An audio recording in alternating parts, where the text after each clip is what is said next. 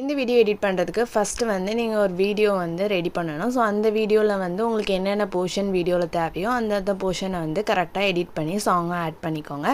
அதுக்கு first allied மோஷன்லேயும் பண்ணிக்கலாம், இன்ஷார்ட்லேயும் பண்ணிக்கலாம். அலைட் மோஷனை ஓப்பன் பண்ணிக்கோங்க, ப்ளஸ் ஐக்கானை கிளிக் பண்ணிவிட்டு 16:9 ரேஷியோ கொடுத்துட்டு க்ரியேட் ப்ராஜெக்ட்னு கிளிக் பண்ணிக்கோங்க. கிளிக் பண்ணிவிட்டு ப்ளஸ் ஐக்கானை கிளிக் பண்ணிட்டு மீடியாவில் போய் நீங்கள் என்ன சாங் இது பண்ண போகிறீங்களோ அந்த சாங்கை வந்து டவுன்லோட் பண்ணி வச்சுட்டு ஆட் பண்ணிக்கலாம்.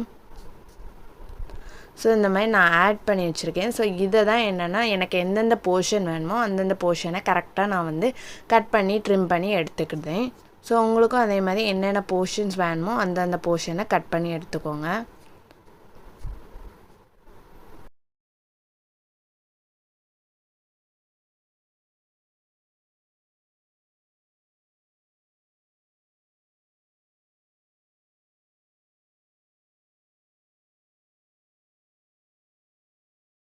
பண்ணிட்டு அடுத்தது ப்ளஸ் ஐக்கானை கிளிக் பண்ணிட்டு ஆடியோவில் போய் என்ன சாங் வேணுமோ அந்த சாங் வந்து நான் ஆட் பண்ணிட்டேன்.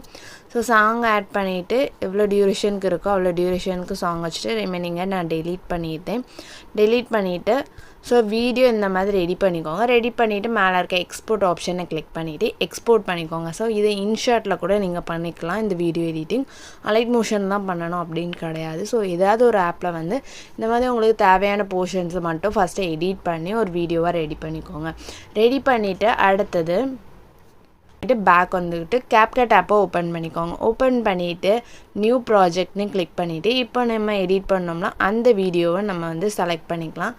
ஸோ நான் அந்த வீடியோ செலக்ட் பண்ணிவிட்டு ஆடுன்னு கொடுத்துட்டேன். ஸோ இந்த வீடியோ நான் செலக்ட் பண்ணதுக்கப்புறம் வீடியோ கிளிக் பண்ணிக்கோங்க. வீடியோ கிளிக் பண்ணிட்டு கீழே ஸ்க்ரோல் பண்ணிட்டே வந்தீங்கன்னா ரீடச் அப்படின்னு ஒரு ஆப்ஷன் இருக்கும். ஸோ அதை நீங்கள் கிளிக் பண்ணிட்டு ஃபேஸுன்னு கொடுத்துக்கோங்க. ஸோ ஃபேஸுன்னு கொடுத்தோன்னா உங்களுக்கு வீடியோவில் இருக்க ஃபேஸை வந்து இப்படி ரெகனைஸ் பண்ணி காட்டும்.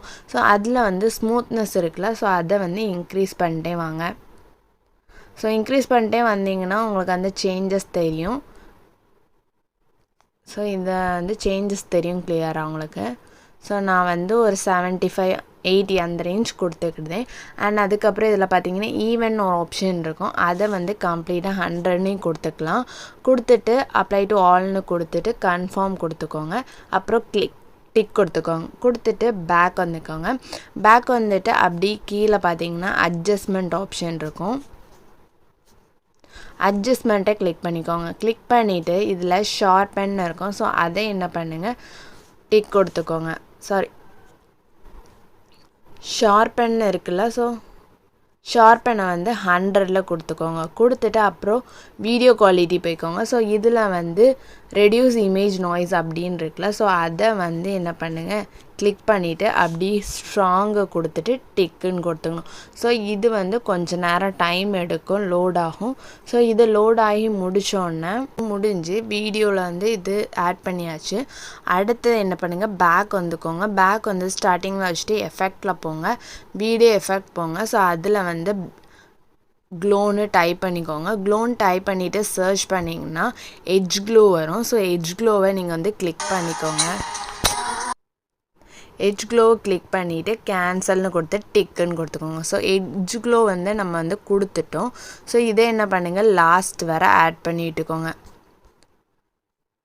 ஸோ ஆட் பண்ணி விட்டுட்டு எட்ஜ் க்ளோ வந்து கம்பல்சரி கிடையாது. ஸோ உங்களுக்கு வேணும்னா ஆட் பண்ணிவிட்டு க்ளோ வந்து உங்களுக்கு எந்த அளவுக்கு வேணுமோ அந்தளவுக்கு கொடுத்துக்கலாம். ஸோ நான் ஒரு 25 அந்த ரேஞ்ச் கொடுத்துட்டு டிக் கொடுத்துக்கிடுதேன். கொடுத்துட்டு மேலே இருக்க எக்ஸ்போர்ட்டை வந்து கிளிக் பண்ணி எக்ஸ்போர்ட் பண்ணிக்கிடுதேன்.